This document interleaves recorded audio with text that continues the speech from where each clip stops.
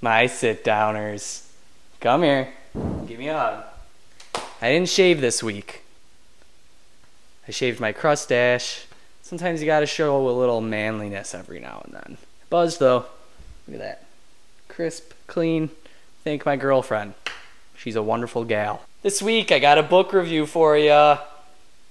Fahrenheit 451. But don't tell the firemen that I'm reading it. I don't want to get caught by the government. Of course we'll get to that. Of course. We always get to the book reviews, guys. Relax. I'll get there.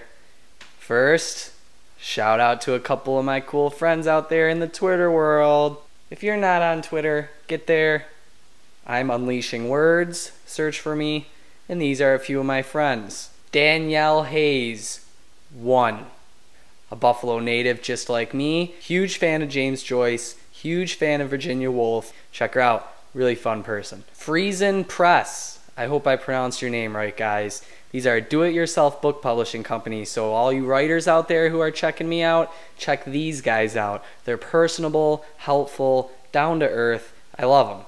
I haven't published anything through them yet, but you can guarantee I'm turning to them first. Suede Wade, another Buffalo native.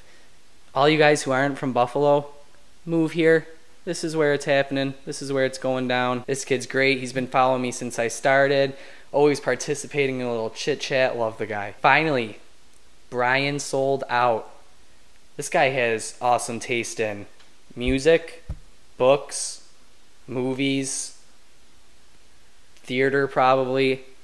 Everything that I like, he likes. If you like me, you like him. Check him out. Alright, so that's out of the way.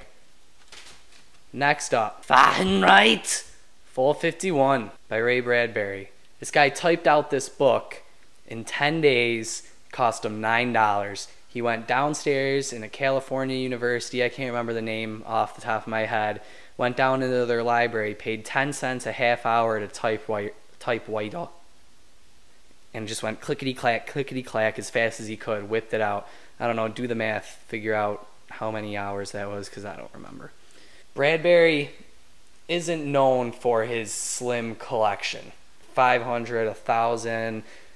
He has a lot of works out there. He kind of uses the shotgun approach. Write 100 stories, one of them becomes huge. Hey, an artist is an artist. Fahrenheit 451, though, I have to say is probably his most well-known book. 451 degrees is the temperature at which paper burns. Book is about burning books. I love books. People don't really think they're important anymore. We all need to read more books. Yeah, I get that. I advocate reading books, but I watch just as much TV and I go online just as much as the next guy. And to be straight, dead honest with you, I don't think this book's main concern is really the burning of books.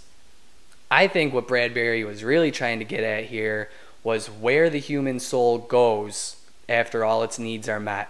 Once we cross that line from needs to wants, when all we're doing is searching for enjoyments, what happens to our soul? What happens to our humanity? What happens to our sanity? I can tell you a few things that he spotted out on the book that I can already say is happening to me just in the past year or two. Inability to stay focused, inability to slow down, and most importantly, inability to do nothing. Yeah, I know. We've all had those days where we sit around and do nothing, but really what does that mean? That meant that we spent hours and hours consuming television that we didn't really care too much for, staring at computer screens, looking at websites that we didn't intend to look at 10 minutes earlier, looking at our cell phones, texting people about things that really don't matter.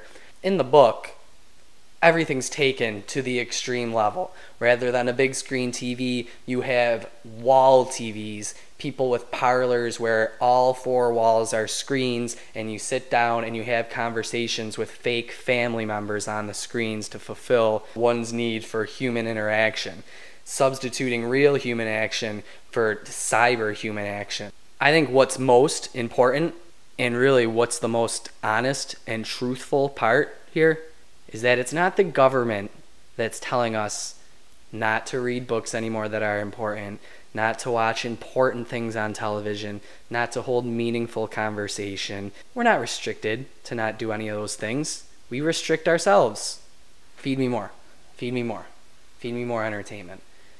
The fact is, now that we've got everything all settled and figured out, what do we do now? What is our purpose? It is nerve-wracking to think that sometimes just this constant consumption of entertainment, it doesn't do a whole lot for your soul. That's all I got for you this week. Short, sweet, concise, not really, whatever. Fahrenheit 451. Ray Bradbury. Dean Gornitis. The Saturday Sit Down. Tune in next week for another great episode. Do it.